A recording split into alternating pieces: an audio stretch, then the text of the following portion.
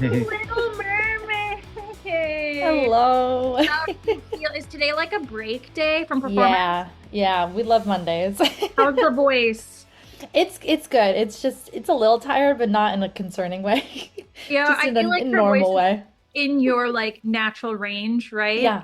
Yeah, So it's it's gotten not, lower over the years, weirdly, but yeah. I wonder if that's not uncommon. It Like, is fairly common in like I don't know what you would consider this. It's like an age thing or like a growth thing, but it is a thing. Yeah. So, yeah. Well, it looks like from the pictures, like it's really like a good community theater oh, production. Like yeah. the sets you have and like the backdrop color schemes and everything, like it's looking like good. Like not that Oh, there's yeah. bad community theater, but like this is like a Right. quality little production. Like I love I'm calling it like little production, but the spectrum Yeah, of yeah. community theater goes from like this to that, and it looks Hmm.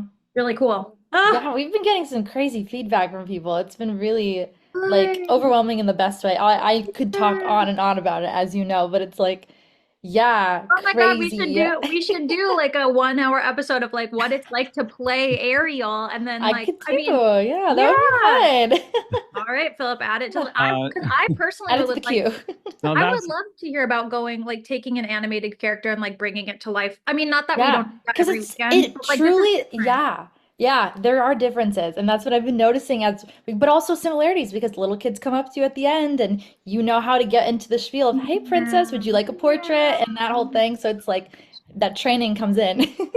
well, that's what this is. Yeah, I mean, this is the Thoughtcast conversations about animation, and we're doing our second episode on Disney's Snow White. Hmm. You know, covering the live action version that came out this year, but even more so, we can branch into a variety of topics and discuss, you know, prospect of bringing to life one of these classic Disney princesses, which Lara is actually doing, and she's in the midst of that right now. And yeah, I think it'd be fine to dedicate a certain amount of time on this show to hear her thoughts about that whole process.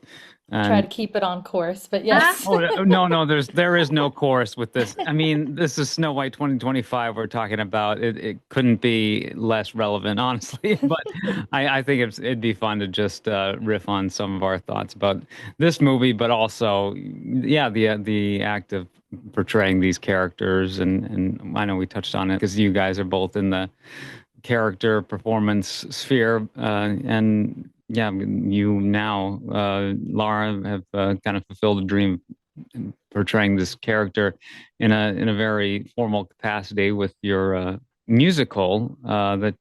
What exactly interpretation or adaptation of The Little Mermaid is it that you're doing? Yeah, so the movie got turned into a Broadway musical in like 2007, 2008, and it's been through a lot of development since. And it went on a tour at one point, got revamped by Musical Theater International, which is the licensing company that puts out all these musicals that you can buy licenses for, which are very expensive. I've looked into those prices before because I was like, Hmm.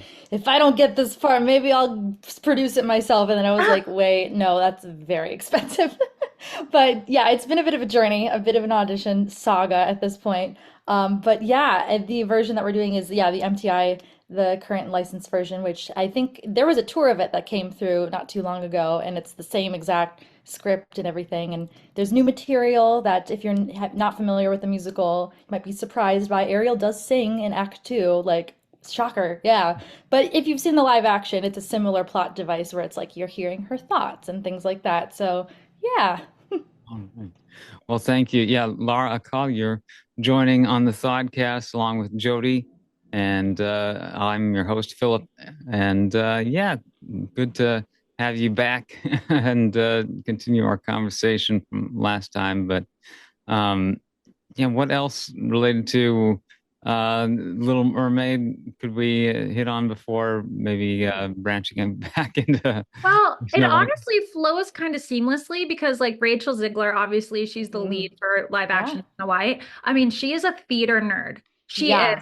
through and She's played through. like all of the princesses at some point. I think I've seen her play Belle, Ariel, Fiona. Like Yes. she's like just so talented. And this was like in high school, she like got all these parts and And while she was doing that, she was scouted by Steven Spielberg for West Side Story. And there's a really Amazing. funny story about this where she was in her high school production of Shrek, and she asked Steven, she was like, "Can I finish the run before we start, shooting this movie?" And he said, "I produced the original Shrek. Of course you can finish your run." I was like, "That's incredible." Like, It just yeah. like shows, honestly, I feel like, I mean, she is like a hot topic performer. I mean, Hmm. you're going to hear different opinions Yeah. politically and otherwise about how people feel about Rachel, but like true and true, like she is a theater girl. Like that story that you just told just shows how her heart is in it for the performance. Like right now she's in Evita, Oh and I my don't know if you've God. seen clips of that, but like Yes. she was born for this. I mean, Snow White in particular, like the expressiveness she brought to the songs, like the clarity she brought to the songs. Like there's a lot of haters out there for this movie, but I am not one. I really liked it. Of course, there's like critiques that could go along with it, but like a lot like Lara, like she was a girl with like a Disney heart, a theater dream, a talent, and like I'm really happy that it came true for her because I think she's gonna be famous forever. Like Oh into the yeah. 60s. Like Yeah. she has what it takes, and I loved seeing her in this movie. Yeah, I've been calling her our generation's Julie Andrews. Like, honestly, like, I just seeing her star rise, like, in a similar trajectory. And also, like, soprano, like, that whole thing as well, but also very versatile and very just charismatic leading actress. Like, and just, yeah, having like a whirlwind film debut with a big time director and studio, and then working with Disney. And it's like, yeah, like, it's a very interesting parallels there. So like I'm ride or die for Rachel. Like that's my Mhm. girl. So like when she wins, we win. Like that's how I feel. So it's just really cool seeing her star rise, and I loved her performance. And I wanted to love the film overall, but I have like little critiques and stuff here and there, but like overall, I mean she for me like makes it, and like it wouldn't have been what it was without her. You know what I mean? And So, yeah. I think we'd be like amiss to like dive too deep into the movie before we talk about the reception because I do think it's Mm. rated as one of the worst movies on Rotten Tomatoes because Jeez. the hate is so forced for Rachel Ziegler in Yeah. particular. And I Yeah. mean, there's also that hate of like live action remakes. Do you know what I mean? But for Hmm. me, I think anyone who actually went and saw it in the theater, like what are you talking about? I feel Yeah. like the hate is pretty forced. Yeah. I don't know. Like I went online and like the bullying and the cancel culture to me is like out of control. And of course, there's times when it's warranted, and this could be like a whole other conversation. Like we do need to hold people accountable. But like from her little YouTube covers to now, I Yeah. don't know. I Oh, I couldn't help but love. be rooting for her. And yeah, let's talk about the movie. Oh, Yes. well, it is kind of a noteworthy, I don't know, topic, just how savage this film has been on online. Yeah, They're like, it's Disney's it's worst ever. And I'm like, have you guys seen Home on the Range? Like, there are worse Disney movies out Direct to DVD movies that from the 2000s when I Exactly. grew up, when there weren't like Disney movies in theaters all that often. It was like, and like it was slim pickings, really. Right. And I mean, aside from her, there's other really big stars in this movie. The Evil Queen. I don't have the list in front of me, but it was a good group of performers that came Yeah. together to bring this one to life. And I know people don't like some of them either, but I feel like that to me doesn't ruin the movie. Philip, like, what did you think of it? You're saying it was kind of like neither here nor there. yeah, exactly. I didn't hate it, but it was just kind of white noise, just mildly pleasant for me. I mean the music's all right. Like I the Pasek and Paul music, is like it's designed to be digestible and just yeah, kind of goes down smooth. I mean, it's nothing too profound. I don't know. What we had Moana 2. I kind of like the music from that. I think I said, and I Spellbound this year. That Oh, was I still haven't seen Menken. that. That's Alan Menken, I yeah. I thought that was just total. If Snow White's white noise, then that film was kind Wait, of like wasn't that Rachel Ziegler as well? Oh no, that yeah. was that Yeah. was her as well. Yeah. Oh geez. Yeah. Oops. Um, I, No.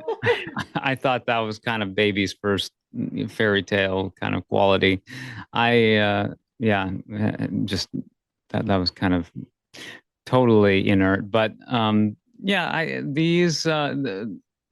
songs that having to kind of be integrated into also some of the classic tunes from the original Snow White. It was kind of fun. They made like Hi Ho and Whistle While You Work, I think worked pretty well alongside kind of the new songs that they put in. But yeah, it's a very just now popular and uh, just almost generic kind of sound that you hear from a modern musical. That I guess they got famous with the Dear Evan Dear Hansen, Evan Hansen. Greatest Yeah, Showman, yeah, La La Land, I think they also did that as well. I Yeah. think so. Well, um, I mean, something that I really liked about it, like kicking it off, is I feel like since we talked about the animated version most recently, remembering how like the start of the live action, like you get to see her as a child, I always Yeah. like that. I feel like it Yeah. gives me more of like an emotional like attachment to the character, getting to see them as a kid. And for me, it really like emphasized how she was like a prisoner in her own kingdom. So like seeing her like dressed nicely with her father, moving to like cleaning it with quiet dignity Yeah. while the queen sort of runs around. I feel like there was lots of areas where they added depth where the Mhm. original did need it. Like I said last time we talked, I love the original, but I really did like the things they added in to make it like a stronger character, and not so much in the sense of like this is gonna maybe come out the wrong way, but sometimes like they push like maybe a feminist I know what you mean. well, Yeah. I Hmm. don't feel like it was overly pushed. I feel like it Hmm. was very natural the way that it came about. It felt sort of earned, like not too forced. Um, but I liked it a lot. And I really liked, I think it's in the beginning, the Waiting on a Wish song. There's That's a been really growing good, on me. Yeah. yes, I play it at events illegally. I don't know Yeah. how to get the license to play that song in particular. This podcast could like ruin me. But I really like the build in it. I really like the strength in it. And I think I wouldn't feel as like endeared with her if they didn't show that kid scene. It's the same with Mm. Frozen. I love when they show them as children. I Yeah. think, Moana, baby yep, Moana. Oh, it that's makes like you the most connect a iconic. lot Yeah. more. Hmm. I feel like I'm kind of in the middle when it comes to how I overall saw this film. And I think I really wanted them to lean more away from the original IP and create Mhm. something more entirely original, like kind of like an Ever After take on Snow White. And I felt like when they were starting to lean into that, it was getting like really strong. And I was like, ooh, yes, veer off the path, do something different. And then I felt like they were really, really beholden to like, okay, you gotta have this because that's in the original, you gotta have this. And it, to me, I just, those two worlds just were not blending in the way that I would have liked. It just, especially like musically, sonically, it just really wasn't working for me. And I think those original songs, if they were in like a separate Snow White, like new take on Snow White without the original ones, I think it would work better, weirdly enough. And like, I don't know, it's just like the two of them, for me, just didn't. I think because like the original like Churchill compositions are just very like lush and orchestral and choral and like have got a lot of this like really nice texture and stuff to it. And also like I didn't like the sound production on this. It was very like Mhm. auto tune and very like everybody's singing unison. A lot of time there's not a lot of harmonies. Even like they put auto tune on Rachel. I was like she has like the most crystal perfect pitch. Like we Quite don't need to be literally, doing that. save your money. You don't Like need to edit this, girl. I will you say I don't need stand with it. you. Oh, sorry, I am not trying to interrupt you, but I will stand with you on that. The group numbers fell flat. Yeah. Like they did need to create a little more dimension when it came Mhm. to that. And the Queen's song, Oh, that was please, rough. That was rough. It was please. kind of unwatchable for me. Like I couldn't like oof. And she's been in a lot of things. And is this her first time playing a villain? I have no idea. It's her first time singing, I think, and it shows. I hate to Yeah. be that person, but it's like, ooh, yeah. It really distanced her from the character. And I think her plot, I mean, Yeah. overall it was good. And I think she's gorgeous to look at, and I loved the Oh, costuming. stunning costumes, gorgeous But yeah, gowns. that Yes. that is an area where they could have done a little harder. And I also think, and Philip, you're more of the expert on this, but I feel like the CGI was also hit and miss. Like some Yeah. things, like I thought the animals, and then when Yeah. she's escaping, when Snow White is running off in the woods and you see the animals, I thought they were great. But then Hmm. there are other times, like with the dwarves in particular, that I felt Yeah. like maybe it's like I had two different teams working on it. And kind of like you said, it's like not Yeah. flowing quite right. Hmm. Mm. Philip, what it's did you hard. think of the CGI? Did it? impress you much, or was it boring? Or I mean, it's kind of fine for this really heightened, visually just highly saturated, fantastical world that they built to have just elements that don't really resemble reality all too much. And yeah, I didn't expect something to be kind of, and I didn't wasn't looking for anything too grounded as far as this being like a live action remake. It's not going to be the dark and gritty version, like Snow White and the Huntsman. Mm. And the animals and stuff. Even in the original Snow White and the Seven Dwarfs from 1937, featured a lot of animal characters that were part of the studio's like process of designing fairly realistic characters, whether humans or animals. Um, and they were really only kind of finding their feet at that point. A lot of their characters have been very, very stylized and exaggerated, rubber hose style animation leading up to, but gradually becoming more and more sophisticated as the 20s and 30s wore on. Steamboat Willie was 1928, and this, yeah, Snow White less than 10 years after that. It's pretty incredible um, that they had reached that point in such time. But um, Bambi, of course, you can see the real um, progression and innovation of the design of like the cartoon deer, for example. So like I don't know. It really, because the creatures from the original Snow White aren't meant to look overly realistic, especially compared to later 2D animated films from the studio. Like I kind of apply a similar lens to this, and I kind of enjoyed the involvement of like the animals and sort of the uh, fantastical enchanted forest um, elements that were kind of more present in this film versus the original. You have like the little tiny pixies that are flying around, and they're clearly it's not just hallucinations that Snow White's experiencing when she's getting lost in the forest. There are actual like haunted trees and stuff that are, you know, I guess posing an actual threat. And it makes sense, why, yeah, the dwarves wouldn't necessarily be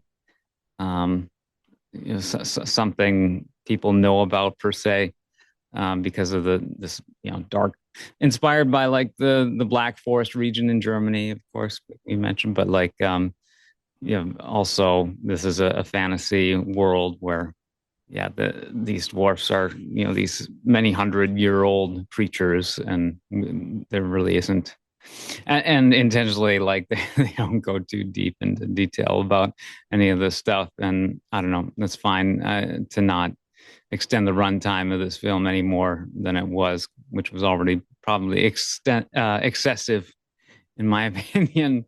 An hour 50 minutes or so, hour 49 minutes. So yeah. oh, it felt a lot I don't faster to know. me. It I felt suppose if you like it, it goes quick. No, speaking of the dwarves, did you guys kind of hear about how that casting situation went? It was pretty like back and forth, and you can kind of tell sometimes where they had to edit around it because when they originally filmed, the actors were humans and they couldn't refilm every scene. So they had to like fill in with CGI dwarves after the fact because they couldn't get back to those sets or get the, performers on the same schedule because there was this big controversy. You can stop, well, the listeners might need to know, but originally Disney like opted to create like a more diverse ensemble where there was different like ethnicities, genders, body types, heights, whatever. It wasn't specifically actors with dwarfism. Um, and so that was their plan. And then there was a lot of controversy about doing it that way. And then they're like, okay, let's go back to getting the actors with dwarfism. And then that Peter Dinklage, he's in a lot of Mm. movies. He was like, "Oh my Yes. gosh, this isn't progressive by like putting seven little men living together. This is like backwards." And so that he was very publicly like against that. And so then they decided to do CGI and then have the prince sort of have the gang, the crew that was a little bit more diverse. But yeah, it was a lot of changes when it came to the casting of the dwarves, and that created, I think, like another big conversation about representation and sensitivity and who gets to decide what, like what's stereotypical, what's empowering, and kind of like to me, that's a tricky spot for Disney casting because I really think in today's world you cannot please everyone. Yeah. And I'm happy with the CGI dwarves. I think they're great, but now at the end of the day, people are like, "Oh, that took away acting opportunities from Mm. performers with dwarfism," which I hope that's the right way to like. Yeah. Okay, Yeah. Yeah, that's an interesting conversation too, because it's like, 1937, very long Mhm. time ago. And some things, from that movie do stand the test of time and are timeless, classic. And then some things, it's like it's reassessing like what needs to be updated, if anything. And like, is there a way of like, is it going too far? Is that even a thing? Or like, so like I think it's an important conversation to have for sure. And I wonder if they had consultants and stuff. I know, I guess yeah, Peter Dinklage probably, I don't know if he consulted, but he just sort of put his the thoughts voice, out there. yeah. Yeah, yeah, Mhm. yeah. And like if there were other, because there was an actor in this movie in the Bandit crew who I believe has dwarfism, and yeah. So I was curious of like yeah, exactly the timeline of how they handled that, and if it was like really close to kind of the crunch time for making the film, because it's kind of a big thing to decide on. They're partially the title characters from the original, so like it's important to kind of figure out what you're gonna do with them and how like which route you're gonna take. And yeah, I can't please everyone, but also it's like it's a tricky thing to navigate for sure. Yeah, there were a lot of post-production changes throughout the development of this film, and it suffered many delays. It was filmed in 2022 primarily. Oh yeah. So I don't know. There was just a lot of really unfortunate, I don't know, hacking and slashing done to this before ultimately reached theaters. And yeah, it felt like a very long, kind of protracted process. And that probably plays into what Laura said originally, where it's like they didn't really pick a lane and stick to it, where it's like they could have either gone really, really classic or really, really like how you wanted it, kind of fresh take, new push. Hmm. And it kind of hit the middle, which is hitting neither mark. You know what I mean? Yeah. Hmm. Yeah, it's interesting. Like there are two groups of, a merry band of, misfits or whatever you want to call them. The dwarfs themselves, and I don't think the word dwarf is ever said in this film. Yeah, I don't think so. Yeah. But whatever. I mean, there are these magical, almost, like the Tolkien-esque Yeah, mine D&D kind of a dwarf. Yeah. Hmm. Mm-hmm. underground dwelling. They mine for minerals, gems, and I guess the kingdom is rich with jewels, and that's part of Gal Yeah. Gadot's, the evil queen's agenda is to plunder the kingdom for its riches. And yeah, they say, or in the original film, one of the lines of hi ho is, we don't know what we dig them Yeah. for, but we dig diggity dig. And in this one, it's They they kind of that know that to line some degree. isn't. Yeah, yeah. Yeah, they changed a lot of those lyrics, and and I noticed this, they wanted to make it a point that Snow White teaches them how to whistle. So whenever they do da-da-da-da-da-da-da-da-da, they filled that in with different words. Okay. So yeah, so I thought that was interesting. I'm like, okay, yeah.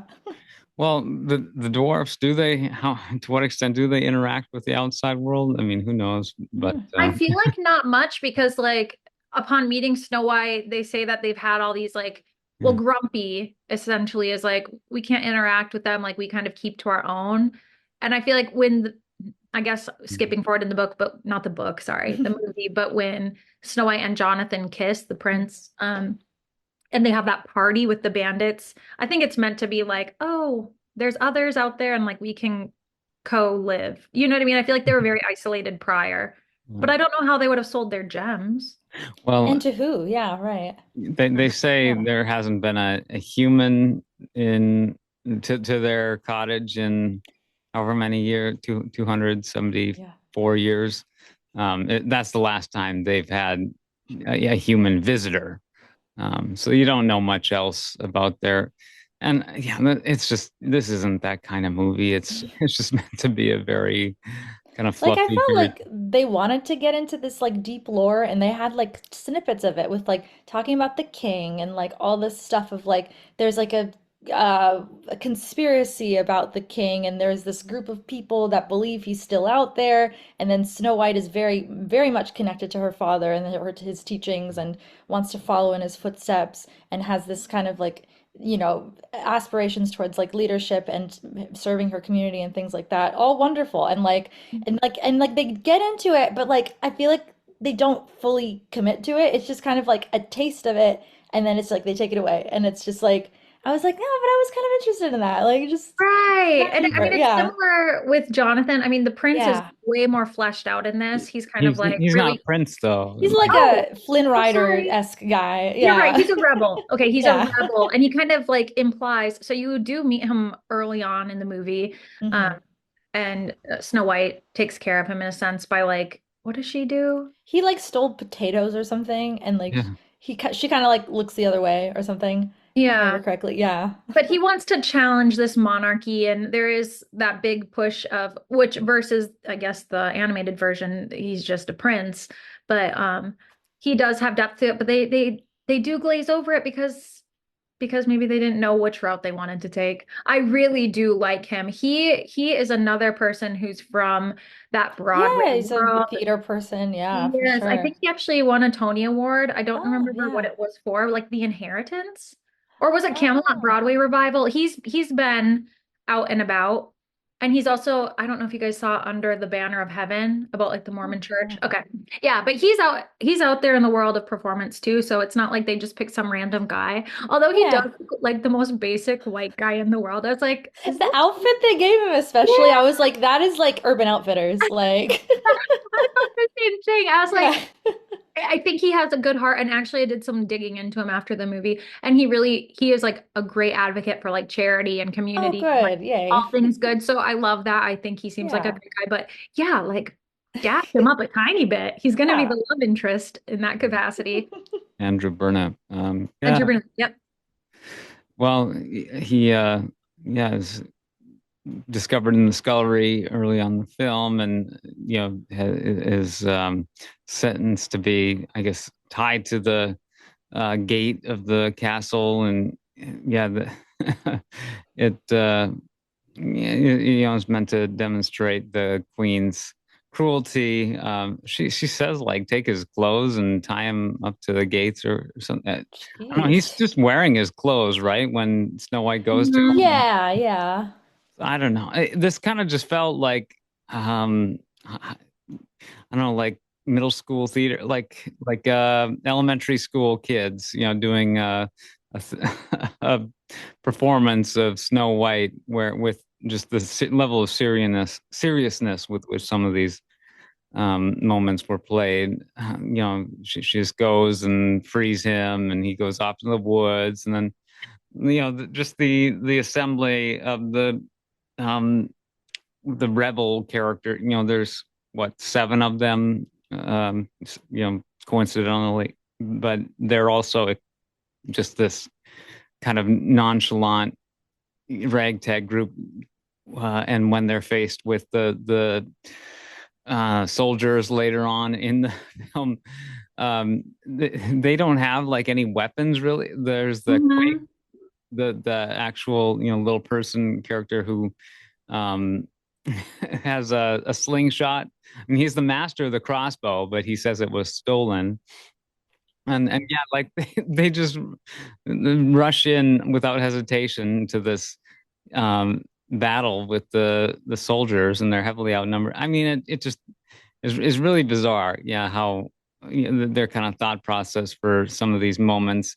I guess it's after Snow White encounters the rebels, in the forest, and maybe they're just like, oh well, we gotta make sure she can get away, or maybe they think that she's going to do something to allow them to get out of this sticky situation. I don't know, because yeah, she does bail them out with the help of like the animals and the distraction of like they hold up a dress, an empty set of clothes. Where did they get that, by the way? Was that established?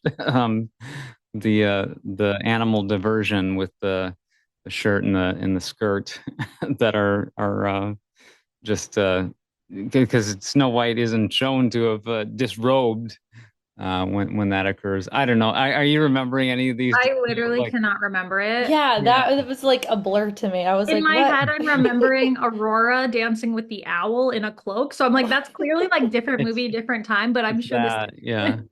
They're just like they're referencing that, but it's like when they're out in the woods and running from the Queen's forces. I mean, of course, like the kingdom, and getting into like some of the more lore stuff. Like, I don't think the kingdom isn't ever named. The Queen isn't named. No, yeah. Nobody. Queen doesn't have a name. She's just the evil queen. Yeah, as far as I'm That's aware. wild Yeah. because I was going to talk about her subplot a little bit, how they tried to make her, multidimensional with her like insecurities with power and like obsession with, youth, Beauty. But beauty, Yeah. what we talked about a little uh, bit last week, but but they didn't these, give her a name. Yeah. yeah, Oh, well, Could have these called her Regina if they wanted, but there we go. and these conscripts for the military are a lot of them are just laborers, farmers, people of the kingdom who Snow White knows some of them and knows that they aren't violent or they're not truly loyal to the queen anyway. So I don't know. Yeah, There's I just love not a how lot she of does threat. speak to that because I Yeah.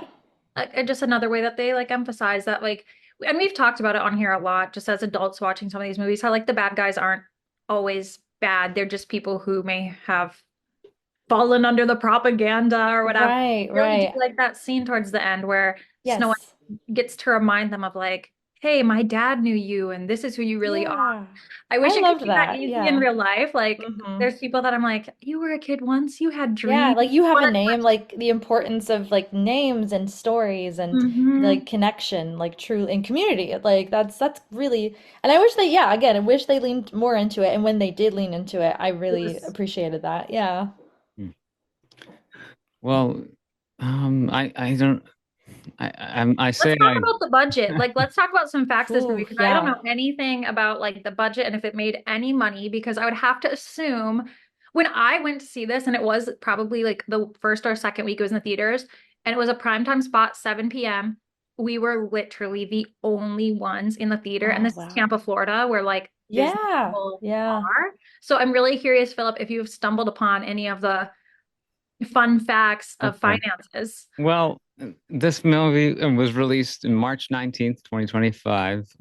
It's a little more recently released on streaming Disney Plus, so I checked it out there. But so yeah, back in March, it opened to it's 42 million domestically. So not terrific, I guess. That's the US Yeah. and Canada.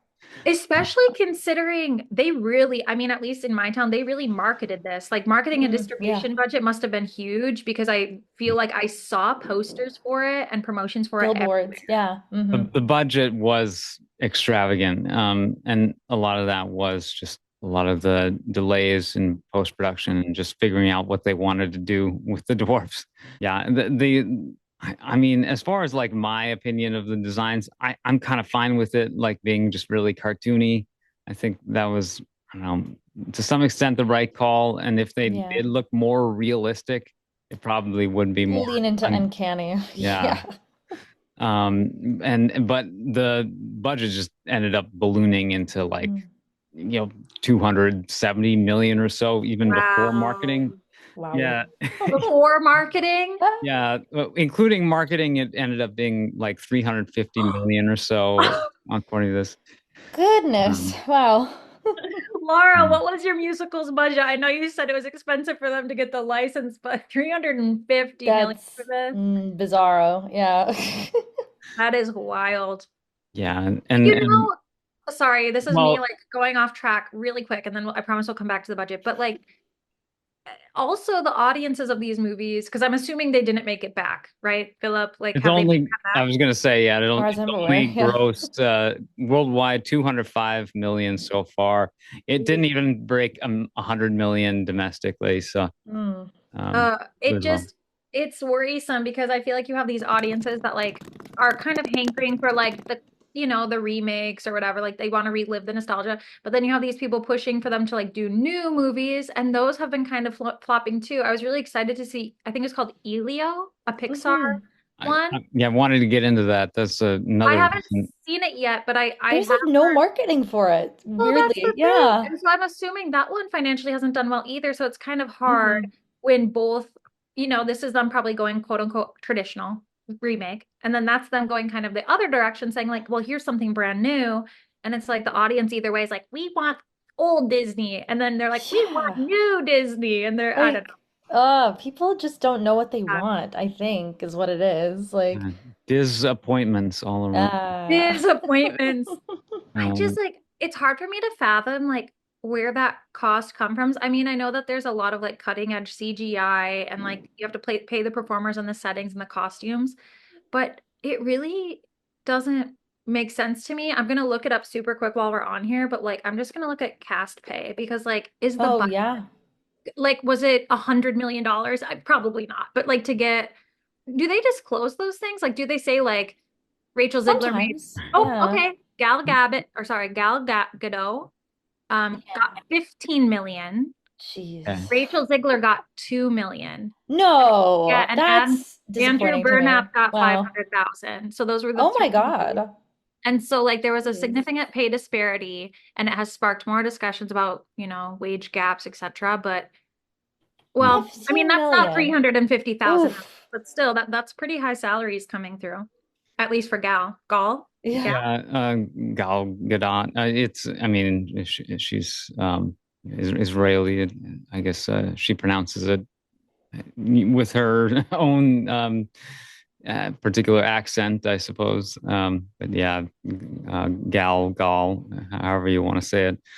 Um, and she obviously like a big movie star, but not known for her acting proficiency per se, maybe more just for Yeah, I've noticed that. I mean, like she's in a lot of movies, but there's so many compilations of like I've seen these videos that are like Gadot can't act or something, or it's like cringy like line deliveries of her, and but she still gets booked, and I'm just like, Well, how does that work? you didn't I see Wonder yeah Woman.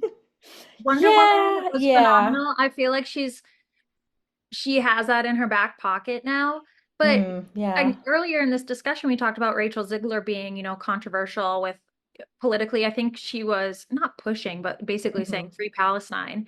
And hmm the opposing end was her, Yeah. which I wonder if Yeah, that was which was ever that must have been crazy to work apt together. together. Like, Yeah. and I've noticed this with Rachel. She's in a lot of situations where her co-star and her are unfortunately at odds for reasons that are like not really having to do with like them. It's just like Ansel Elgort, like that whole thing with West Side Story and his Mhm. allegations and stuff. And so like I just feel rough. Like I feel bad for her being put in this kind of like tough situation where it's like you just got to keep going, but like you have to be amicable and like you're early in your career and it's just like you just don't know like the right line of like, okay, how do I navigate all Well, of this, right? I guess Yeah. I'm wondering when they actually filmed because, Hmm. well, I guess the war has been going on for like 2 years Yeah. And now. plus like there's promo stuff that they're doing afterwards as a cast Oh, together, true, So true. So even if that's they filmed really it awkward. prior, Yeah. because they Hmm. were both publicly like on Twitter or sorry, X, I guess. Yeah, On yeah. X, I Oof. remember seeing different like screenshots come through. I don't personally go on Twitter very often, but I had seen those things pull through on TikTok. So, huh. Yeah. yeah, Yeah. they've That could been have been doing. awkward. I mean, they're professionals at the end of the day, so I'm Yeah. sure they're able to sit side by side. Yeah, I don't. they are in certain promotional videos and stuff, and acting just kind of chummy and your typical Do what you gotta do. Yeah. yeah rolling out the PR train. So What? Oh, sorry. This is me jumping back to Laura because she's like being live action Ariel in Minnesota right now in a way. Not the movie, but do you ever find, because I'm not in community theater, but Mm. like on a like different level, when a cast comes together, do people talk about their stances on things, or like when you come into Ooh. that environment, is it kind of just taboo? I know nothing about performance outside of Yeah, freelance work. yeah. So what would you say like on the community level? Do people say like anything about anything? Yeah, that's a great question. And I think it's interesting. I don't get to talk to a lot of people as often, and I've been trying to because Because you're the I'm star. like I'm never off stage. It's like it's crazy. But so I'm trying to make an effort to like go to cast things and like talk to people and follow people on social media. And I've been like very pleasantly surprised with how like open and accepting everybody's. I mean, and it's not even like it's something that I like anticipated either which way. It's just sort of like I haven't been in a musical in a while and just in general and like being with a cast for like months on end is like yeah it's you never know what you're gonna get, right? So like yeah, it's just was like it's been really nice how everybody has been just like even if like I don't know, just very like open to hearing other people's ideas and opinions and also just like very just accepting and loving and just yeah, so like people do talk about stuff and like do I see mostly like people like will post on their stories and I'm like, oh, like I posted not too long ago that I went to Pride and it was the first Pride that I went to and I was like so excited about it. And I got a lot of like really great reception from my cast and I was like, okay, cool, yay. Good. Like yeah, and other things like that where it just was like, yeah, I was like, okay, phew, we can just like be ourselves and just get into all the stuff that makes us us and just like yeah, I don't know, and talk about Yeah. other things too, you know? So yeah, it's different every time and but it's really just yeah, just the process of getting to know people is really what it is and like getting familiar with people and yeah, it's always very fascinating. Yeah. I'm just curious now in like today's world where people do seem to have to go like one way or the other. It seems like where it's a little bit more extreme of a word. Do you think, Philip, or I guess this is kind of just like a thought to myself. Do you think people would ever turn down a role or refuse to work with someone? Philip, do you ever hear about like a movie being put out where so and so refuses to work with so and so? Does that ever That happen? has to have happened. I want to say uh what's her name? I gotta look this up. You keep talking. I'm gonna look up something. I Yeah, that's fine. It does make me wonder when I mean, hear about two people that are on really opposing sides and they come together and make this movie happen. I just wonder if there's ever like a limit where someone's like, "Hey, maybe not so much like, oh, you voted for Trump or you voted for Biden. Maybe something like more don't know. nuanced, like someone being from a country. I don't know. Do you hear Pe- about it? People just need to be professionals. I know there are conflicts that have arisen in the past. A lot of that. I mean, I think in the original Batman, I heard recently that like they had considered um, Michelle Pfeiffer for the Kim Basinger role. Hmm. What was that? The um, I wish I was more fluent in my Batman character names. But yeah, like Michael Keaton had recently broken up with Michelle Pfeiffer, Mm. so they didn't want Vicky Vale. Oh, really? Okay. Huh. Okay. But of course, Michelle Pfeiffer would then come in as an even more iconic role as Catwoman in the sequel. So Mm. like they, ironed out any I differences. feel like personal You know, differences can sometimes be easier to navigate, where it's like if you have a personal history with someone, depending on what that is, you can kind of like put that aside and be like, okay, we're gonna just do our job, Also, like let's go. But then if if your it's like, paycheck is yeah, $15 million, I do yeah, feel like you put your work hat on, like Philip said, like you come and you mm-hmm, come to work. I mean, it happens in smaller spheres as well. Like even just Princess performing, like there are casts that don't want to work with another cast because of casting oh, decisions. sure, And yeah, so it does happen in a lot of things, but specifically this controversy for Snow White, the live action, because it was so public. And mm-hmm, so some people blame the fall of it on these mm. oh discussions. And yeah, I also wonder the order of who got what first, and if that influenced like who got offered what role when. Like I don't remember when that the casting and stuff got announced, but Yeah, it's just like things like that where it's like you sign on and like you don't want to sign off. It's not like like if somebody gets signed on that you're like, "Oh gosh." You're just like, "Well, I've already signed up for this." So, here we go. Yeah. Yeah. Hmm. Yeah, what was the timeline exactly? I didn't dig so far as to let's see. Yeah, Ziegler was cast in June 2021. Um, and I don't know if it says here when Gal Gadot was cast. Okay, in November 2021, Gal Gadot was cast as Evil Queen. So I mean, Ziegler was a fairly early inclusion on the cast, and yeah, I mean, the she's been outspoken about a lot of things, and she's young and has opinions and has a lot of social media influence. So and then she grew up in kind of the environment of the New York theater scene, and Is there's she going to from be there? Is that her there's home? Yeah, yeah, New from that. Jersey. Yeah, New Yeah. York, New Jersey. I think she went I, to, I want to say she went to like a girls' Catholic school and Oh, cute. yeah, and like her in high school and then they like did like stuff with the boys group for like co-ed theater and stuff. But it's all yeah. going to be very, yeah, left of summer, left of Yeah. summer. My gosh, I can't speak, but that's okay. Left of Lenin, shall we say? No, I mean, yeah, loosey goosey progressive, ideology. Of course, you're going to get from that kind of upbringing and environment, and of course, doing a lot of theater and yeah, just the V Bohem. Um, but whatever. That's her perspective, and she's free to voice her opinion. But of course, yeah, it's going to agitate probably a decent amount of pushback. The more vocal she is about these kinds of things, but whatever. That's not necessarily her audience. But then when you're trying to appeal to a wide um, swath of the American public or the global populace, in this case, with Snow White, then yeah, you're going to get attention in sectors that you maybe would rather avoid. So Um, what yeah, live action was closest timing wise to this? Like what was the most Probably recent Little you released? Mermaid.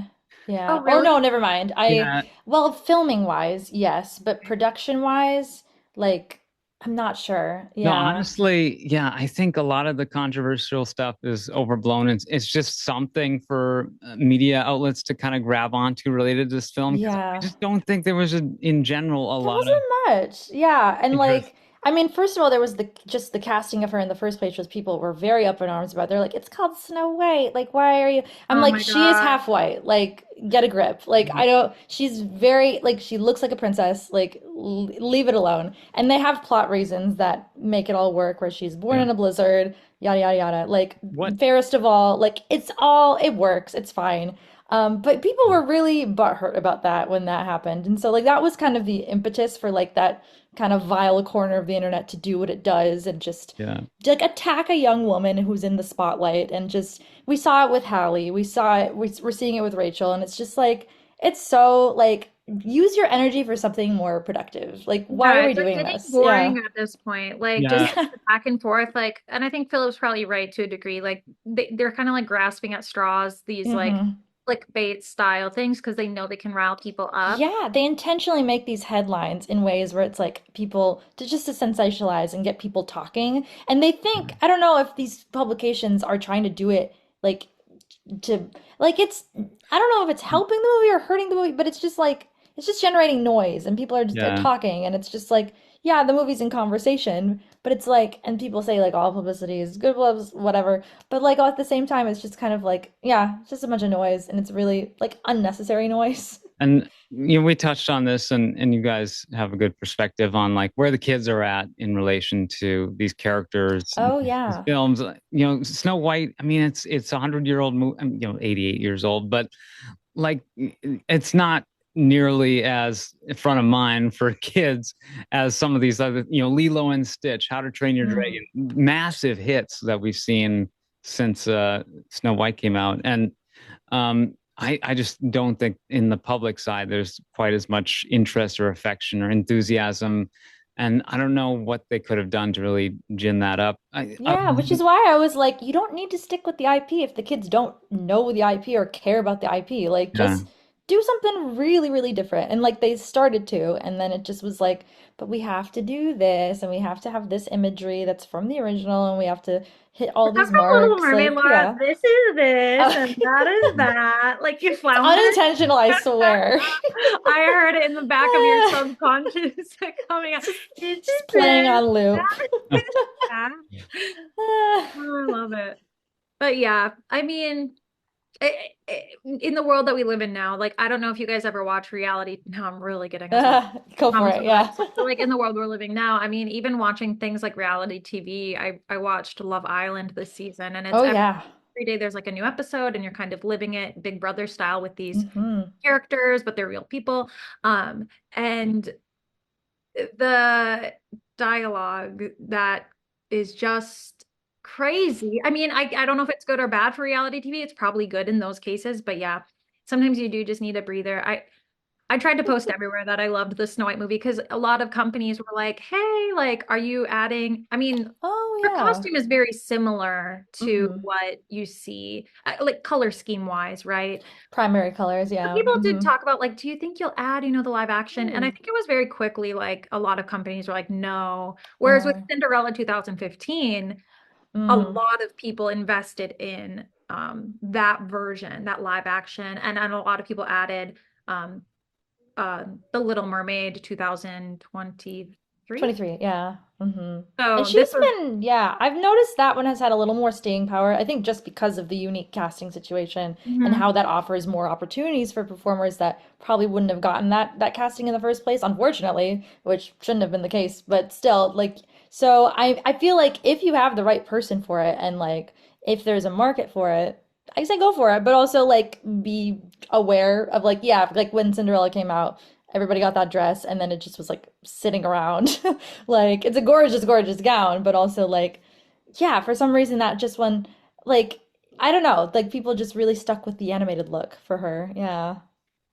Yeah, that Same was with Belle. Oh yeah. Oh well, yeah. that dress I didn't like in the first place, but you know, a yeah, lot of people hated that dress, and a lot of people yeah. hated Snow White's hair. Oh, the This bob. one, the Yeah. bob. Mhm. But they Whereas had a like reason for it. They had a dramaturgical reason for why she had that what bob, and I was like, okay, what I was the see reason you. for the bob? What? He, Please explain. the evil queen cuts it as like because like What? long hair is a symbol of beauty, you know? So she like cuts her hair probably in an attempt to make her like least fair or whatever, least beautiful to like but like she's rocking that bob, like, you know, she's doing what she's got to do with it. So yeah. Yeah, she's forced by the queen, one of the Hmm. few ways in which she is subjugated by the queen.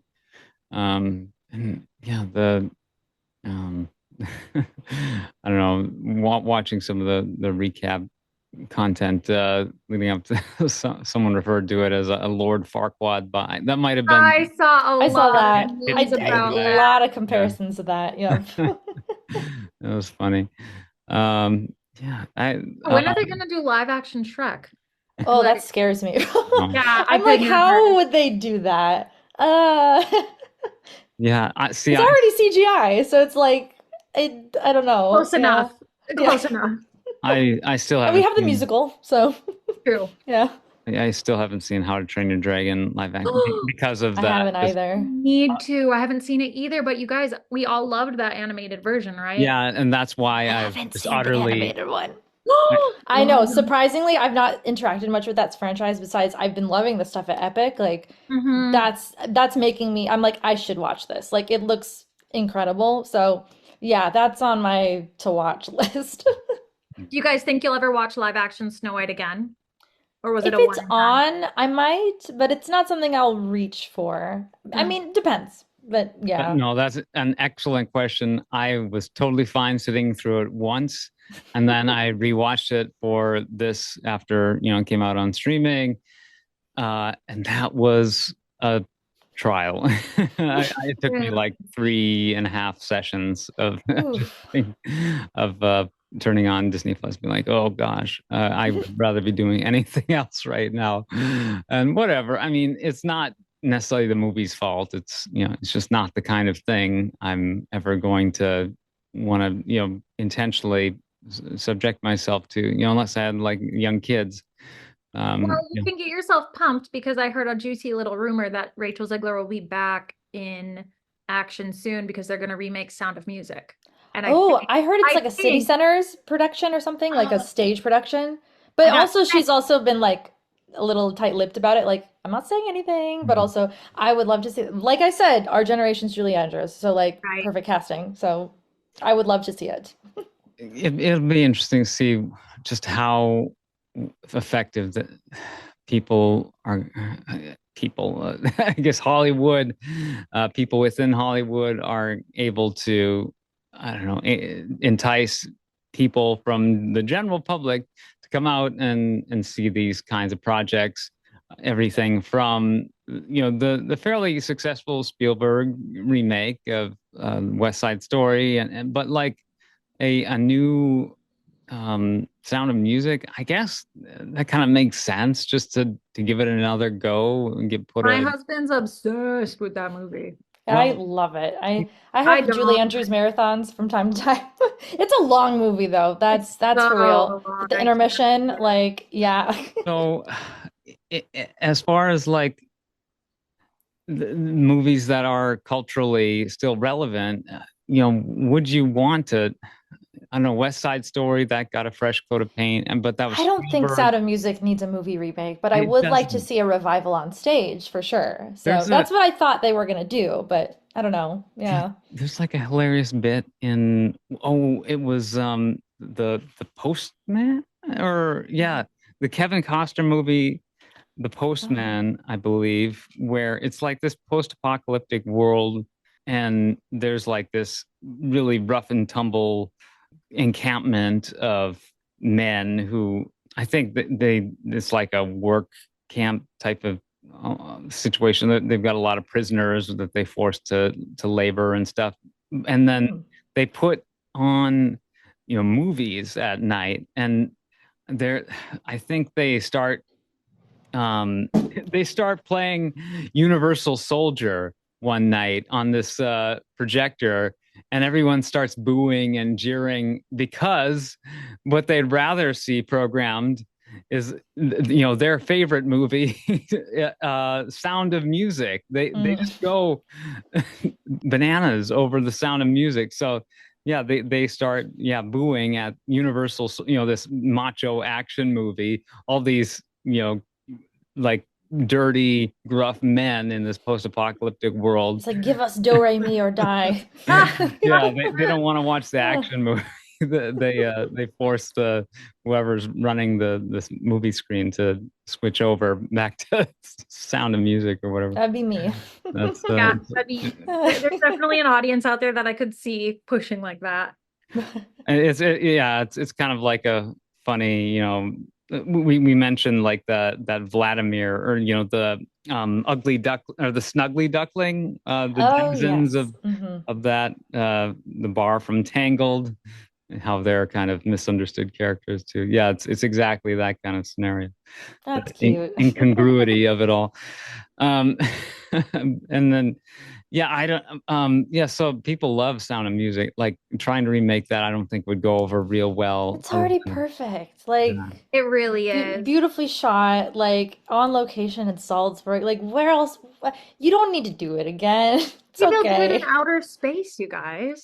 Sound of Music in outer space. The space is alive with the Sound of Yeah, I was trying to Music. think of how the moon Yeah. made my ice cream. Yeah.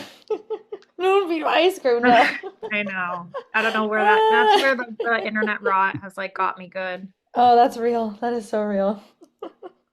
Um, well, the magic of the composers, Benj Pasek. You probably know their full names, Pasek and Paul. Pasek and Benj Paul. Pasek and I don't remember Um, Paul's name. I'm trying to okay, figure that out. Justin Paul, Justin. Benj Pasek. Okay, there we I go. mean, it really shone when um, the Greatest Showman came out, and that had a pretty low box office debut. Like that didn't Hmm. really make much noise. I feel like when that was initially released in theaters, Snow White did under 50 domestic. That one might have done like under 25 Oh. domestic. Let's just pull it up. But that had such legs, like it just kept going and going in theaters. Uh, Mm, yeah. and I think a lot of that was due to just people loved the music from that musical. Hmm. 2017, the domestic opening was only 8,800,000. Oh. Oh, wow. So under 9 million Hmm. for that, but it just kept rolling and rolling until, and it was released during the holiday season, which tends to Mm. allow for And people are apprehensive about musicals. It's like it's always a will they, won't they? Like they love like their classics like Wizard of Oz, Sound of Music, like people love like Singing in the Rain, like a lot of those. But like you give them like a new musical and they're like, I don't know. Like and I mean, okay, I might be part of the problem because I'm sometimes like that myself. Like It's I me. I am personally those I people. don't I'm the problem. Yeah. I don't love Pasek and Paul personally. I'm kind of low key a hater of theirs, but like I cannot deny that they can write those earworms. They get stuck in my head. Like the amount of times for what is the song from Sincerely Me from Dear Evan Hansen that has been stuck in my head so many times, or just like other random song. I'm like they know how to hook people in. So like yeah, and I remember when Greatest Showman came out, I was teaching theater in theater camps for summer, and yeah, the kids yearned for it, and so we sang it in the camps. And I was like, you know what? These are fun melodies for kids to do, and they're engaging with it, and they're liking it, and I'm having a fun time teaching it. So I was like, okay, well, this yeah. is this is useful for my purposes at the Right. very least. I, But I yeah, love I love that you like find a way to like what's catchy to kids is so important because yeah. Greatest Showman for my nephews, they don't know what's up and down, like what's Oh Spider, yeah. what's Prince Charming, but they do know a good song from a bad song sometimes. Like they hit Hmm. that age where it's like I do feel like kids can latch on to well, except for sorry, tangent night around here, but Chess is having a revival. Laura, have you Oh listened? yes, I have I heard that this struggle is with some happening. musicals. I don't Chess know. is interesting. It takes It's a not good for me. cast to make it work for me. Yeah. And yeah, Jodie Benson was in Chess and she's Oh, like, yeah, okay, hers I'll go. you should watch her videos of that because it's a different sound than we've ever heard from her. She is like belting the house down. It's incredible. There are videos on YouTube. It was like in the 90s or something when it happened. But yeah, it takes a really good cast of like the main three to for that to work. And also like good tempos. I don't know. I'm very specific Well, about they're music. doing, I think But it's like yeah. Aaron Tveit, Rachel, not Rachel, Leah, Leah. Leah Michelle, yeah, Yeah, Rachel, the other Rachel, yes, yeah, literally. There do seem to yeah, be those theater girls that are out there running the world, and like I'm rooting yeah. for them all, despite their personality flaws. Like I just love to see a girl win. Like We love to see a theater girl love just to see a taking the theater world by girl. storm. I think that's why every time you post something, I'm like Oh, more of people like living their dream. Except for when it's $350 million, then I kind of, I don't know. yeah. Depends But on how big the dreams are. Yeah, Yeah. yeah, British Showman, I mean, went on to do 175 million domestic, so yeah, almost, and might be a musical too. That's also being floated. They're testing the So, waters. Yeah. yeah, so way better than Snow White. I mean, yeah, it's a different movie theater landscape nowadays. Stuff doesn't hang around as much, and there are things that just really do take off and find they do strike a chord with the audience. But yeah, that wasn't going to be Snow White. And yeah, I think some of the, I guess, political factors. I think as far as like she has become kind of a lightning rod. It's almost like I don't know if someone does care about that in sort of the slightest degree, hearing her name is probably the closest thing you can come to like someone who's a non-political actor, really. And I don't mean actor as like a professional within the entertainment industry, but she's not a politician, but gotcha. Yeah. kind of the closest thing to like an AOC, you could get who's not an actual politician within the public. Influencer, you could say. Yeah, Yeah. yeah, within the public influence and that space. So like, yeah, you're gonna get people who just kind of deflate when they think about the prospect of like going and seeing a certain person on screen who they might have a lot of grievance with.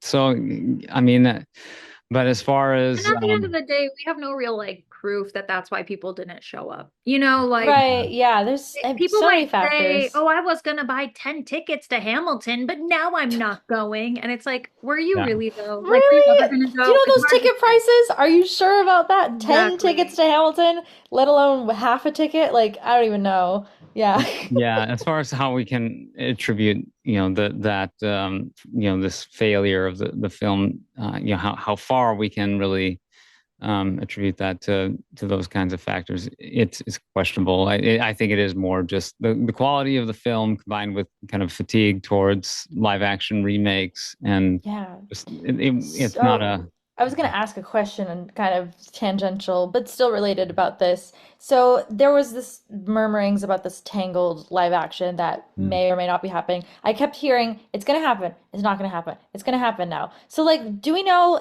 where is do we think this is going to be a continuous train? Like, is this going to keep happening, or do you think they're going to start to put their foot down and be like, okay, maybe we're gonna pause these for a time, or maybe not do these for a time.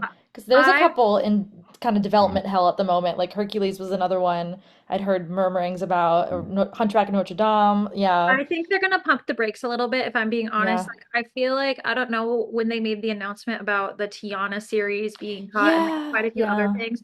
I feel like Disney is about to invest, and this is me just like going off vibes and thoughts and prayers. I think they're about to do a big investment in all their parks, and I think they're Yeah. like gonna try to Because they recapture. have the not Dubai, sorry, the Abu Dhabi one coming soon, and that's ooh, Yeah, big yeah, money, and I mean big Disney World. money. I don't know if Hmm. those are two different pots of money, but I don't think they're going to be as willy-nilly with like $350 million, which I'm assuming like Exactly. doing Hmm. Hercules or Tangled, it would be a price tag like that, if not more. And I think they would probably postpone that risk. That'd be Yeah. my guess. I don't know. yeah, they'll probably be a little more trepidatious about these films. The live action remakes, though, they're by no means a dead genre because we've just had massive hits in the form of Lilo and Stitch and How to Train Your Dragon. So it's always going to be part of the conversation, but they have to be just more strategic in how they roll it out. And I think with Snow White, it was sort of an obligatory move for them to make these adaptations of their flagpole princess characters, and Snow White was kind of the next one on the slate, and it just that character is possibly the least has the least amount of affection amongst the kind of general Disney princess demographic, just because it's a character from the 1930s, and there's not a lot of like real development. I mean, I love the original. We talked about the original film, and it's very effective at what it does, but it really just doesn't do a lot of work in fleshing out the character, and it's just kind of very primitive in how it tells its story. So I yeah. Yeah, no, this will be my last little like throw in about Snow White though, and this is more just like personal, but it is that character that we choose to cut more often than not. Like if we Right. are Hmm. going from like 11 characters to 10, I'm like, bye, Snow White. But it truly never fails that the times over the past 10 years that we've removed her from the lineup, that every kid that walks through the door is in red, blue, and yellow Yes. Yeah. with a And they're little like, where red is bow on she? their head. And I'm like, It's are you? always the one time. It's Yeah. always the one time. I'm like, how do you Mhm. guys even know about this character? Like, Yeah. be for real right now, because I I know saw you don't somebody know. dressed as Evil Queen and like I Oh, was like, "Oh my gosh." Like full on and like, "Nope, Snow White's not here. oh Sorry." no, a Yeah. one I was star like, "Dang." review. Yeah. Like, and I mean, how many of them are, if they have seen Snow White, how are they not like traumatized, too It's scared quite by it. gruesome for Yeah. children. Oh Yeah, I yeah, was we talked about it on the revisiting that. live action. Yes, uh-huh. Or sorry, the animated version. Yes. Yeah, major props to any kid, any like Yeah. young princess fan under the age of like 8 who's able to sit through that movie because I'm Yeah. very They had to curious. update the ride to make it less scary because kids were Yeah. terrified of Snow White's scary adventures because it is scary. Yeah. Do you get that from some of your kids, like these films being just a little bit too intense Oh for them? yeah, they will Yeah. come up They, and they talk ask about it. like you'll ask their favorite part and then they'll sometimes say their least favorite part and they'll be like, I didn't like when this scary thing happened, like They're the really shark chase or occupied. whatever. Yeah. They're really occupied with, yeah, things like the case and death. Like Elsa and Anna, Yes. they need to know where Super. those parents went, like why they're dead, what happened. Like, yeah, for sure. They fixate on that stuff. Do they ever describe cases where like they couldn't get through the movie, they had to turn it off? Oh, Or, for sure. My yeah. nephews are a perfect example. They're 6 and 5. We tried to watch Wreck-It Ralph, which granted, that's a little bit more of like a high energy Mhm. movie, but we made it like 12 minutes in before they started screaming, turn it off, turn it off. So, Nice. yeah, it definitely. And Yeah. with the classic ones too, we tried Dumbo and they thought it was way too sad, so we turned it off. Oh, it is sad. Baby Mine makes me Sad. cry. Like, Hmm. yeah. Yeah. Well, yeah, so with the Pasek and Paul effect and like how they were kind of really firing hot out of the gate, but it is very like kind of milk toast, I don't know, skim milk sort of, uh, Skim milk. I have never like heard that. no, that isn't an actual like I'm just making up It's a new term. uh idioms at this point. No, yeah, milk toast. That's an actual like linguistic aphorism, but no, just yeah, they're a bit yeah, diet soda when it comes to like just the most kind of run of the mill pop music sound in there, but not all the time. Like some of their stuff is high quality and there's a reason why they've been successful. But yeah, that was my impression when I first heard The Greatest Showman. I like the song like Rewrite the Stars. It sounds like something you'd hear on a top 40 Oh, station. I think it did play on the radio for a Oh, time. I remember absolutely. hearing it. And then a lot of pop singers did like covers of like the Greatest Showman, so like Million Dreams. I think Pink had a version of that. I heard that on the radio a They lot did when that came something out. similar to what sorry, I'm interrupting so much.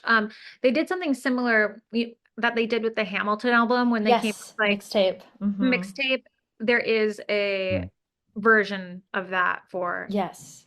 Mhm. I would say similar with Lin-Manuel Miranda. I would say maybe he's had better staying power just because his genre he is a little more varied, I think, in And a his little more output. cerebral is what I find too. Yes. I don't know. I like his lyricism a lot more than Pasek and Paul's. I like, and also just like, I don't know, like the way music theory works. I just like his music is a little more satisfying to me, not to quote satisfied from Hamilton, but like yeah, like I just and like my brain is just going a mile a minute when I'm listening to his music and just like analyzing things and I'm like this is Okay. so thoughtfully done. And But like you but can tell he, it took years and years and like Hamilton itself took like what like over a decade to make or something crazy like that. And so yeah, it really shows. And in other things, so I mean he's very gifted as well, but also like sometimes hits the mark, sometimes we get scuttlebutt, which is growing on me again because I'm biased and I'm always gonna like Little Mermaid stuff, fight me. That's just is how it is. But also it's scuttlebutt, you know what I mean? So Yeah. it's yeah. oh, I mean, yeah, he's had some spectacular successes, but also some real duds. Lin-Manuel, but even a greater extent, I think, when it comes to like Pasek and Paul, who have much more of a traditional pop music sensibility. And so yeah, I think that the music alone for this film isn't enough to sell audiences. Just I don't know if there are any of these new songs that really stand out to you. Jody, you mentioned there was maybe the one that you like to Yeah. play at events and stuff. Waiting on a But Wish. I think that's like her yeah. wishing song. Yeah. Yeah, It's and she belts that. Yeah, and she's a very versatile vocalist. Like she's got the soprano stuff, which Mhm. came out a little bit with Whistle While You Work, and I wish they could have let her sing some more of that because like what a voice. Like, but also she can belt. Like she can belt the house down and like she gets to do that in this. And it's interesting. It's not something you would expect for Snow White. And did it work for me in the story? I don't know, but I liked hearing it. I just was like, I could listen to this outside of this movie and like get enjoyment out of it. But like, I wasn't sure if it really worked for the film more so. But she sounded stunning. Like, You're and there's making me a Uh, wonder yeah, if I liked the movie or if I just like Rachel Zegler. it's fine. right. That's how I've been feeling. Like, I just am like, I Don't talk love me out of her, it. I don't but like like it. also like, I just don't know if the movie worked for me. But like, she kind of made it work. Like, I don't know. I It's thought kudos, complicated. yeah, kudos to Gal Gadot who or at least gave it a try, and that song "All Is Fair," it had It was like too sort of campy. Like I was like, Evil Queen is not. I mean, Evil Queen can be campy. We love Disneyland's Evil Queen. Oh my God. But also she knows she has a line. Like she doesn't. She keeps it classy and okay, like like so. I just thought like it just went into a weird direction where it was like, okay, this is sure. like too like this character would not be doing all of that. Like I don't know. This version should have maybe gone more campy though, because Hmm. of the Gal Gadot of it all and her Uh, inability to she can't really play if subtle. you can't sing, then just go overboard with the camp, I guess. Yeah, her acting Well, another ability. song. Yeah. Yeah, her acting ability probably needed her to just really go balls out and not really care about, how to, That's um fair. Huh. Yeah. yeah, that's fair. But yeah, she just if she can't really just seamlessly mesh with the world because she's just not that type of actress. She is meant to stand out and be this presence, and so she, probably just needed to chew on the scenery as much as possible. That this all is fair. I don't know. Had seemed to give me like shades of like South Pacific, the Rodgers and Hammerstein musical, the Bali High or whatever. Oh Uh, yeah, it's Okay. Sounded similar. like that. Yeah, Um, range there. I wanted to shout out, there was an actor in this who I thought was giving everything and didn't need to, but was absolutely the Huntsman. I was like, oh my God, like Ansu Kabuya is his name. And I just thought he Oh, was giving such a layered performance. And that's a mhm. tough character too, even in the original. Like you see him kind of go through this like crisis of like, oh, I'm supposed to kill her, but also like my morals and this isn't right, but what is right? And like it's such a bit role, right? But like he gave so much for that, and I just want to like give him his flowers because I just was like, I see what you did there, and I really appreciated it. Like, Mhm. yeah, Yeah, very mannered and effective in that portrayal. like it was such a small role, and I'm just Yeah. like, you know what? Like you just gave it all, and I was like, bravo, bravo. yeah. I'm happy you called attention to it because I thought the same thing. If the animated one and this one, it is like Yeah, yeah, an unsuspecting huge part of the story. I mean, right. and also like the course changer. And I love how it really just takes like one person to like totally shift in real Yeah, life and in movies, but like those people are very important. He didn't. yeah. We wouldn't have Snow White without the huntsman deciding to not kill her. But yeah. Um, well, we'll wrap this up. I don't know. There wasn't much else I wanted to cover. I mean, it's just um, We covered it. We did yeah, it. Yeah. it is worth watching just once to kind of get a beat on where Disney is at. And we mentioned Elio is another example of like this disappointment. Um, yeah, I don't know what reason would you have to watch Snow White if you weren't You're a already? completionist when it comes Yeah, to Mhm. live action Disney remakes. I wish I Yeah, could. complete the set. Go ahead. Yeah, I wish I could give a reason to recommend it, just because And watch Rachel. That's my other reason for it. Like, yeah. there's a lot of good spectacle with the dwarves. Like they're fun characters. And like I like the kind of the dopey being Oh, the coached Dopey by arc. I forgot to mention that. Oh, Dopey talks now. yeah. Yeah. That was a whole thing that I was like, okay, interesting. Ah, And I think it's fine that they kind of expanded some of the stuff related to the evil queen, turning into the old like that, the climactic elements of the original are heavily expanded on here, and she does transform back into her original form before the conclusion. But yeah, kind of just like a clumsy cop out to yeah, have I the wanted the makeup to be more for that, for the hag. I was uh, like, it looked a little like they were still trying to make her look beautiful, and like she is very beautiful, but like that you could, just, yeah. The Gal yeah, Gadot was showing through the makeup a little bit, yeah. and so like she wasn't nearly as ugly, I don't think, as she could be. Oh, Yeah, Um, she was literally supposed to be a hag. yeah. she was kind of attractive. The least attractive part about her in that getup, I think, was just like the hunchback, but Yeah. her face and everything else is just like, oh, yeah, she aged pretty well as an old woman. Yeah. She probably Um, had it in her All things contract, like considered. I can be ugly, but not so ugly. Yeah. It's a sliding She's scale. like, I'm not doing prosthetics or whatever. Yeah. Yeah. I don't know. But yeah, the queen, the voice of the mirror was fun. Ah, It's Patrick very Page. I love Patrick Page. A yes. big Hadestown fan.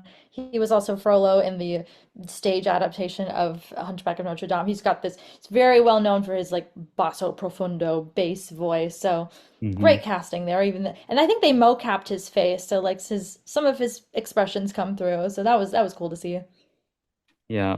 Um, Very reminiscent of Tony J, the original voice of Hmm. Frollo. That's right.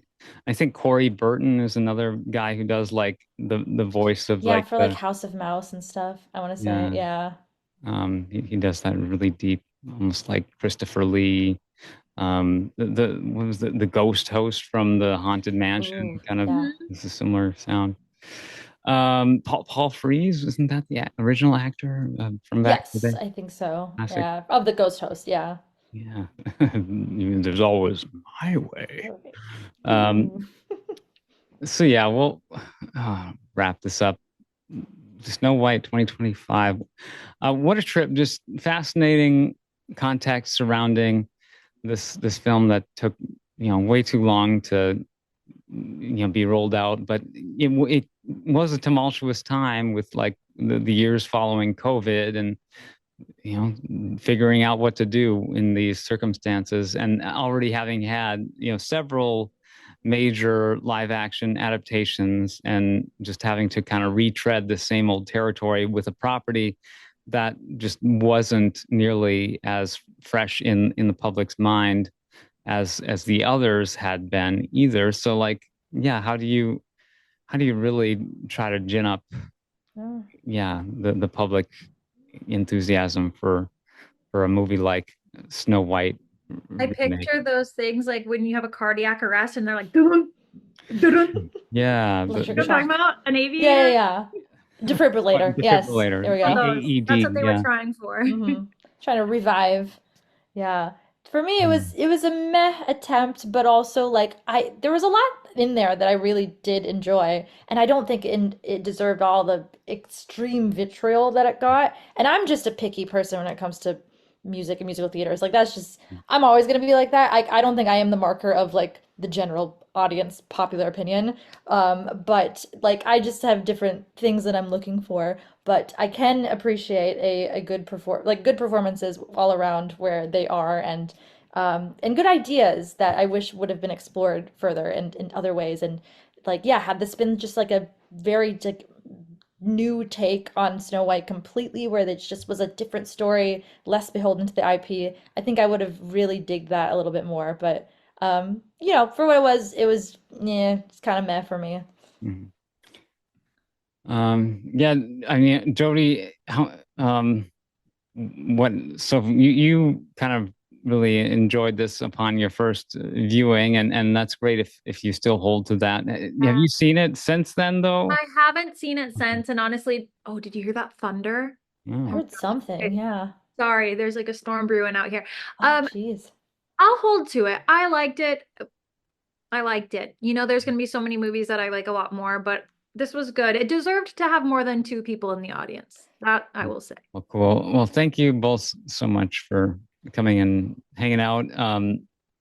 I have tremendous affection on a related note to the many films that have come out in the summertime in this jam-packed summer blockbuster season. Superman, like That's what? on my radar. Superman. That's I on my enjoyed radar, Superman. I mean, but I'm obsessed with F1. So like the new F1 movie was a fascinating curio for me. A lot of things I could say about that, positive and negative, but it was overall, something I would happily go see again. I've only seen it once. I think I mentioned last time. Yeah, there's I need to correct. There actually isn't NASCAR racing. It's a race that's set at Daytona Speedway, but it's a 24-hour endurance race, not a NASCAR race. So Wait, pause. We don't need to do a podcast about it, but are you saying like there's one driver for 24 hours? no, several team. So they tag team it? Okay. I was like, that is not safe. That's I do not like that crazy at all. endurance. Yeah. I mean, great for the pit workers. Holy cow. Yeah, 24 hours of Daytona. It's a wild time. I don't know. It's like the 24 hours of Le Mans, but in an American racetrack. Yeah, I don't know how they do it. 24 hours of Daytona. How long is that track even? Because like the Le Mans one is like 6 miles or something, but this one I feel like is way shorter for that much time. Okay, 3.56 mile. Oh. Yeah, I mean, that would get pretty over and over again. Repetitive. Yeah. But whatever. Okay, so Jody, Lara, any I know, Jody, you don't necessarily like to share social media and stuff, but just last gasp before the episode ends here. Any final things to say to our audience as we sign off? You know what? I'm gonna start dropping like my Venmo account so I can save up money to see Rachel in Evita.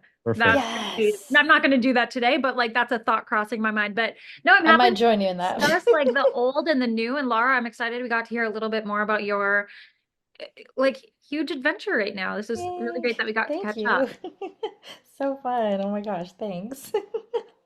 Yay. Well, thanks again, and yeah, good luck, Lara, on all of the performances, and it's exciting to hear about that whole journey as well. But yeah, for the Thoughtcast, I've been Philip Elke, your host up here with in northern Minnesota in the heat of summer. Yeah, the sweat box. To invoke. I forgot to talk about the weather. No, I'm just kidding. No, I did say a storm was brewing. I did say a storm. Oh yeah.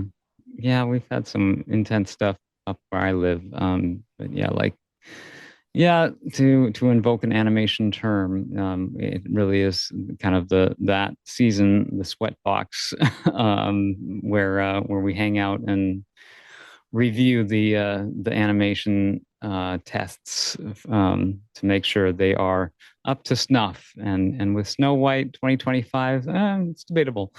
But the original still holds up. I maintain, and plus, 80 so minutes in and out. You're not you're not losing much. But yeah, I wish I could say more about Snow White 2025, but I guess as far as it's major credits. It came out in theaters, and Snow White looks like Snow White. So and yeah, there we go. It's a movie that looks like a movie. We did it. The magic mirror is cool. Yes. It kind of looks like the version from Shrek. Oh yeah. All right. So for the Thoughtcast, I'm just gonna take us out. You all have a magical day, a wonderful week. Warm hugs.